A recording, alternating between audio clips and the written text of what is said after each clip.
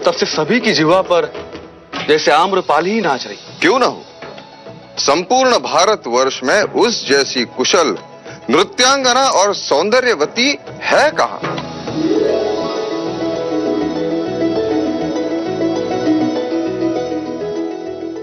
महाराज बिंबिसार, हमारे वैशाली में तो उसकी प्रशंसा में कहते हैं कि उसके रूप के आगे राजा अपना मुकुट, ब्राह्मण अपना शास्त्र, सैनिक अपनी तलवार और एक गृहस्थ अपना जीवन तक दांव पे लगा देता है।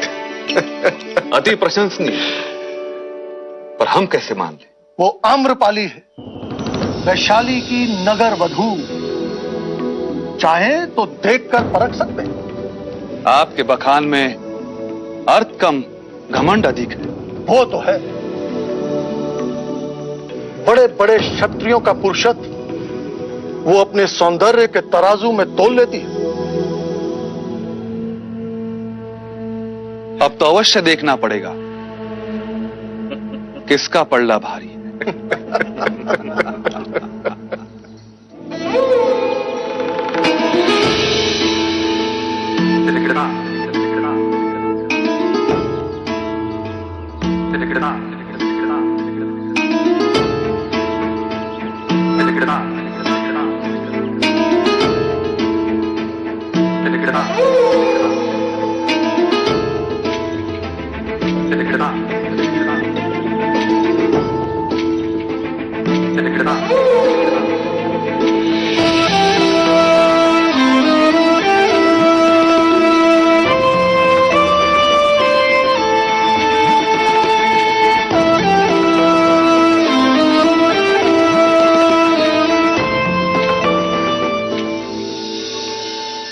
आयुष्मान भव, सौभाग्यवती भव।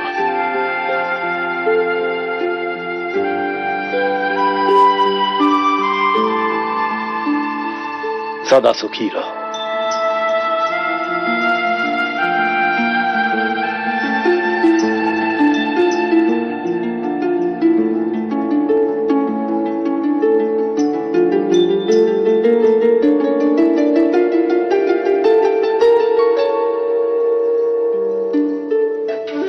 जीते रहो।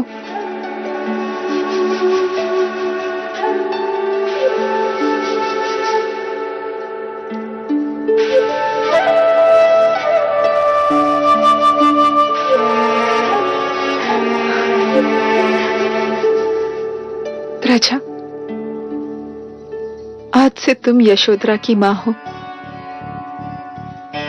इससे किसी भी तरह की मर्यादा भंग हो जाए तो क्षमा करना। समझना कि मेरे पालन पोषण में कोई क्षति रह गई। नहीं अमिता दीदी,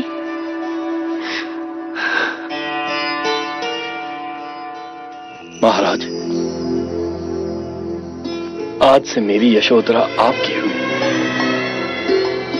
इच्छा तो बहुत थी कि अपनी पुत्री की विदाई देवता से करता। जी छोटा ना करे राजा धनपानी।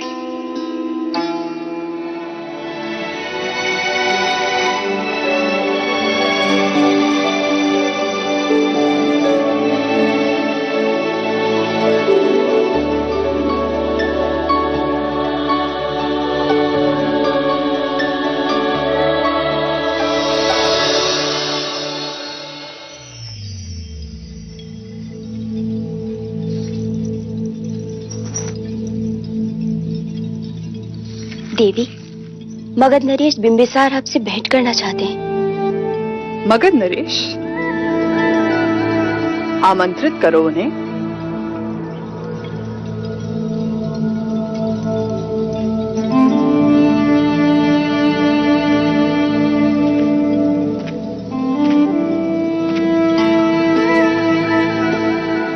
मगध नरेश का स्वागत है। कहिए महाराज, आपका हमसे क्या काम? तुम पहली नगर वधू हो जो मगध नरेश बिंबिसार के स्वागत के लिए खड़ी नहीं हुई। क्या करे महाराज, विवश हूं। घुंघरू जो बांध रही हूं अधूरा नहीं छोड़ सकती। कला के भी कुछ नियम हैं। विराजिए। वाह, इतने वर्षों के पश्चात सौंदर्य और चातुर्य का योग एक साथ देखा। मैंने तुम्हारी इतनी प्रशंसा सुनी कि मैं स्वयं को रोक ना सका।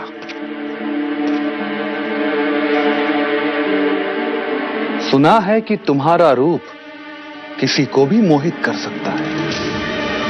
ठीक सुना है आपने। आप चाहें तो परख ले हमें। इतना आत्मविश्वास। कहते हैं कि विवाह के दिन वर को वधु से कोई विमुख नहीं कर सकता। यदि तुम कुछ देर के लिए सिद्धार्थ को मोहित करके अपने मोहपाश में जकड़ लो तो आप क्या हारेंगे? क्या जीतना चाहती हो?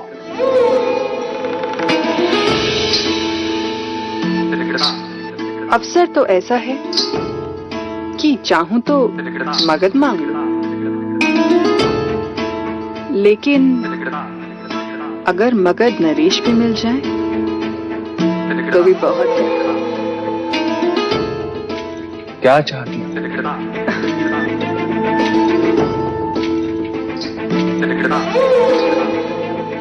यदि आप हार गए तो ये बंधे हुए घुंघरू आप खोलेंगे, और यदि तुम हार गई तो मगध प्रदेश में मेरा एक भवन होगा केवल आपके लिए।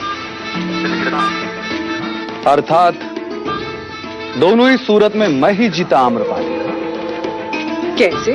यदि मैं हार गया तो घुंघरू खोलते समय तुम्हारे चरण स्पर्श करने का अवसर प्राप्त होगा,